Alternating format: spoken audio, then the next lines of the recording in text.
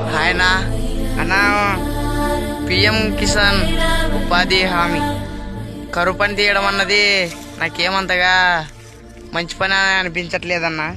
అన్న పొద్దున వెళ్ళి మధ్యాహ్నం వరకు చేస్తున్నారు కదన్నా, ఆడేం పని ఉండదన్న. కరువు పని సెలక్పార్లు తీసుకొని బోరాలు తీసుకొని ఆడ రెండు సార్లు మన్నేస్తారు.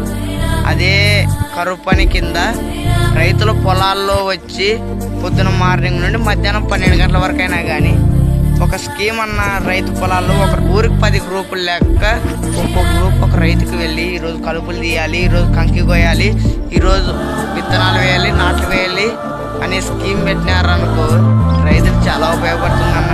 రైతులు కూలీలకు డబ్బులు లేక మందాగి ఉరేసుకొని చనిపోతున్నారన్న. ఒకప్పుడు రైతే రాజన్నారన్న, కానీ అలాంటి రైతు కూలీలకు డబ్బులు లేకున్నాడన్న.